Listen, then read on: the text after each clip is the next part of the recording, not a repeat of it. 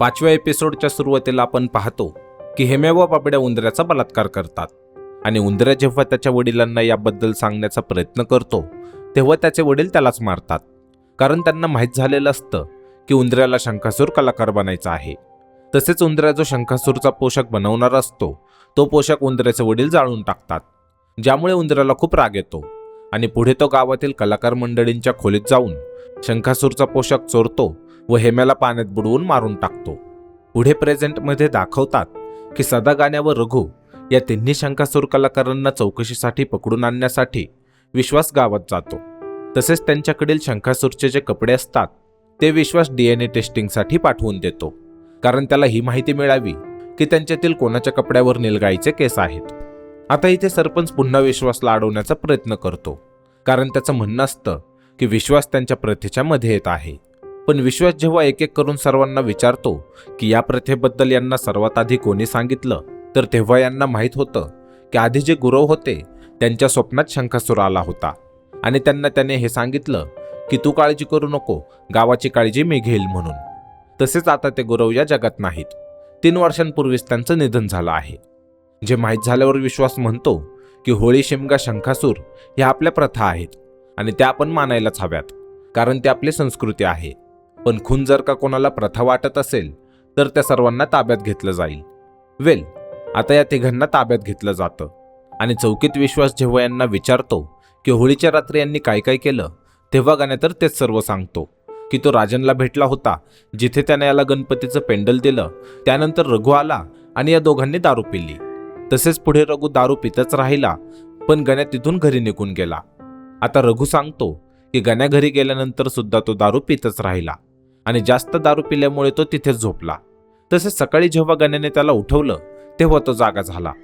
आता सदा सांगतो की होळीच्या पूर्ण रात्री तो शंखासूराच्या वेशात होळीजवळच होता, ज्यामुळे त्याच्यावर पण विश्वासला संशय घेता येत नाही.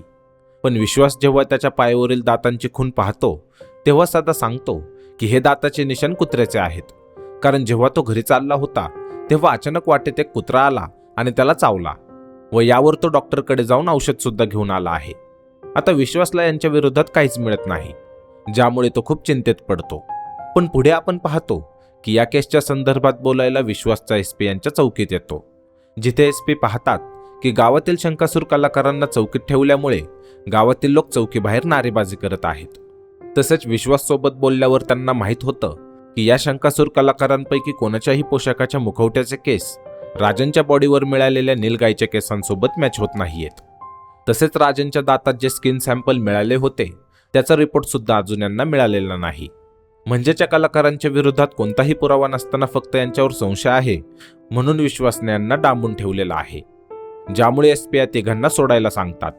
पण विश्वास या तिघांच्या ऐवजी दोघांना सोडतो, कारण यातील रघुकडे यांना शंखासूरच्या नावाची चिठ्ठी मिळते, ज्यामध्ये लिहिलेलं असतं की शंखासूर नागवेकराने गावाला खूप त्रास दिला आहे आणि त्यामुळे त्याला शिक्षा दे. आता रघुची जेव्हा हे चौकशी करतात तेव्हा यांना माहीत होतं की रघुचं या गावामध्ये कोणीच नाही. लहानपणीच त्याच्या वडिलांचं निधन झालं आणि पूर्वी तो या गावी नाही तर दुसऱ्या गावी राहायचा. हे त्याच्या मामाचं गाव आहे. पण जेव्हा याच्या आईचं निधन झालं त्यानंतर त्याच्या गावी त्याचं मन लागत नसल्यामुळे तो त्याच्या मामाच्या गावी म्हणजेच या गावात राहायला आला. पण नंतर मामाचं सुद्धा निधन झालं आणि तेव्हापासून रघु याच गावात राहत आहे. आता तेवढ्यात ओंकार विश्वासासाठी एक बातमी घेऊन येतो की राजनच्या दातात जे स्किनचे सॅम्पल मिळाले आहेत ते कोणत्या पुरुषाचे नसून बाईचे आहेत, ज्यामुळे या केसची सर्व दिशाच बदलते. कारण विश्वासला संशय होता की रघु खुनी असेल, पण या केसमध्ये कोणत्या बाईचा हात आहे हे समजल्यावर विश्वासला आता नव्याने तपास करावा लागणार. तसेच हा एपिसोड इथेच संपतो. 6वा एपिसोड पुन्हा उंदराच्या घरातून सुरू होतो, जिथे उंदराचा वडील त्याच्या आईकडे दारूसाठी पैसे मागत असतो. पण जेव्हा ते पैसे देत नाही तेव्हा उंदराचा वडील घरातील सर्व डब्बे उलटे करतो आणि त्यातल्याच एका डब्यातले पैसे घेऊन तो दारू पिण्यासाठी जातो. पण यात तो घरातील सर्व राशनची नासधूस करतो, जे उंदराला सहन होत नाही आणि तो वेड्यासारखा राग दाखवायला लागतो. तसेच पुढे दाखवतात की आज होळीचाच दिवस असतो आणि उंदराचे वडील जेव्हा दारू पिऊन घरी येत असतात तेव्हा शंखासूर त्याला वाटेत अडवतो आणि पुढे पाण्यात बुडवून त्याला मारून टाकतो. त्याचबरोबर इथे आपल्याला आणि उंदराच्या आईला हे समजायला वेळ लागत नाही की उंदरानेच त्याच्या वडिलांना मारलं असणार. पण उंदऱ्या मात्र त्याच्या आईला म्हणतो की त्याच्या वडिलांना शंखासूरने शिक्षा दिली आहे. इथून सीन पुन्हा प्रेझेंटमध्ये येतो, जिथे विश्वास राजनच्या बाबतीत आणखी माहिती मिळवण्यासाठी राजनच्या बायकोकडे म्हणजेच सारिकाकडे जातो, जिथे तो सारिकाच्या सासऱ्याची परवानगी घेतो आणि एका लेडी कॉन्स्टेबलला सोबत घेऊन तो सारिकाची चौकशी करायला लागतो, जिथे लेडी कॉन्स्टेबल सारिकाला असे प्रश्न विचारायला लागते की ज्याचं उत्तर सारिकाच्या ऐवजी विश्वासच द्यायला लागतो, जसे की तिचं माहेर कुठे आहे आणि तिचं लव्ह मॅरेज झालं आहे की अरेंज मॅरेज. पण यातच ते विचारते की सारिकाला मूलबाळ नाहीये, मग तिचं व राजनचं खोलीतील नातं ठीक होतं का? जे ऐकून विश्वासला राग येतो आणि तो त्या लेडी कॉन्स्टेबलला मध्येच थांबवून बाहेर जायला सांगतो. आता विश्वास जेव्हा सारिकाची चौकशी करायला लागतो तेव्हाच ती महिला कॉन्स्टेबल जाताच सारिका विश्वासची माफी मागते आणि त्याला सांगायला लागते की तिला तिच्या लग्नाबद्दल काहीच माहिती नव्हतं. तिच्या वडिलांनी तिला गावी आणलं आणि अचानक तिचं लग्न लावून दिलं. आता विश्वास यावर तिला म्हणतो की इतके दिवस त्याला वाटलं होतं की सारिका जिथे कुठे आहे तिथे ते आनंदी असेल आणि त्याला फक्त एवढंच हवं होतं, पण आता त्याला माहीत झालं आहे की ती खुश नव्हती. पण सारिका त्याला खोटं बोलायला लागते की तिला कसलाही त्रास नव्हता, ती खुश होती म्हणून. आता विश्वासला जाणवतं की सारिका काहीतरी लपवण्याचा प्रयत्न करत आहे, त्यामुळे तो तिला सगळं खरं सांगायला लावतो. पण सारिका जेव्हा त्याला काहीच सांगत नाही तेव्हा विश्वास घराची झडती घ्यायला लागतो, ज्यामुळे सारिका घाबरून त्याला अडवायला लागते. पण यातच विश्वासला भिंतीवर खुनाचे काही डाग दिसतात, ज्यामुळे विश्वास ते पाहायला लागतो. पण तेव्हाच तो पाहतो की बाहेर खिडकीतून कोणती तरी मुलगी त्याच्यावर नजर ठेवत आहे, ज्यामुळे विश्वास बाहेर त्या मुलीच्या मागे तिला पकडायला जातो. पण बाहेर आल्यावर तो तिथे रघुला पाहतो, ज्यामुळे तो त्याला इथे असण्याचं कारण विचारल्यावर रघु विश्वासला सांगतो की तो इथे काम करतो म्हणून. पण तेवढ्यात इथे विश्वास त्या मुलीला पाहतो जी खिडकीतून त्याला दिसली होती आणि तिच्या जवळ गेल्यावर विश्वासला तिच्या हातावर अगदी तसेच दाताचे निशाण मिळते जसे तो शोधत होता. इथे सारिका विश्वासला सांगते की ही मुलगी तिची लहान बहीण आहे. तसेच विश्वास तिला चौकशीसाठी चौकीत घेऊन जायला लागतो. पण तेव्हा सारिका त्याला म्हणते की ती सर्व काही खरं सांगायला तयार आहे. पुढे सारिका विश्वासला सांगते की राजन सर्वांच्या नजरेत चांगला होता, पण तो रोज घरी दारू पिऊन यायचा आणि तिला कधी यासाठी मारायचा की त्याला वाटायचं की सारिकाचं कुठे अफेअर सुरू आहे म्हणून, तर कधी यासाठी की यांना मूल होत नाही आणि यात सारिकाची चूक आहे असं त्याला वाटत होतं. डॉक्टरने यांना सांगितलं सुद्धा होतं की दोष सारिकामध्ये नाही तर राजनमध्ये आहे, पण राजन हे मान्य करण्यास तयार नव्हता. तसेच ती सांगते की यावर्षी होळीच्या दिवशी तिची बहीण घरी आली होती आणि त्या दिवशी सुद्धा राजन दारूच्या नशेत तिला मारत होता, ज्यामुळे तिची लहान बहीण जेव्हा सारिकाला वाचवण्यासाठी यांच्यामध्ये आली तेव्हा राजन तिच्या हाताला चावला व यातच सारिकाने राजनच्या डोक्यावर काठी मारली आणि त्यामुळे तो जखमी झाला. आता हा सीन इथेच कट होतो व यापुढे काय झालं हे आपल्याला दाखवलं जात नाही. सोबतच पुढे दाखवतात की विश्वासला विश्वास होत नसतो की सारिकाच्या बहिणीने राजनचा खून केला असेल, कारण हा शंकासूरचा पॅटर्न नाहीये आणि हेच तो त्याच्या वडिलांशी बोलत असताना त्यांना सांगतो, ज्यावर त्याचे वडील त्याला म्हणतात की खून जर 15 वर्षांपासून होत आहेत तर विश्वासने जुन्या केस तपासून पाहायला हव्यात, त्यातून त्याला काही ना काही नक्कीच मिळेल. आता यावरून विश्वास त्याच्या टीमसोबत जुन्या केसबद्दल माहिती काढायला लागतो, ज्यात त्याला माहीत होतं की जुन्या 2 केसमध्ये लोकरीचे सॅम्पल मिळाले होते, पण ते सुरुवातीच्या 3 केसच्या शंखासूरच्या ड्रेससोबत कधीच मॅच झाले नाहीत. आता यावरून धुमाळ विश्वासला सांगतो की देवतली गावच्या शंखासूरच्या ड्रेसमध्ये लोकर वापरत नाहीत आणि त्यामुळे सॅम्पल मॅच झाले नसतील.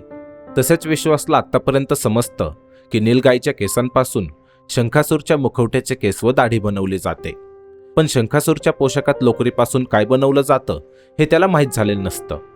आणि हेच माहिती करण्यासाठी विश्वास शफिक टेलरकडे जातो व शफिक विश्वासला सांगतो की देवतली गावात शंखासूरच्या पोशाखात लोकर वापरली जात नाही, पण प्रत्येक गावात शंखासूरचा पोशाख वेगळा असतो.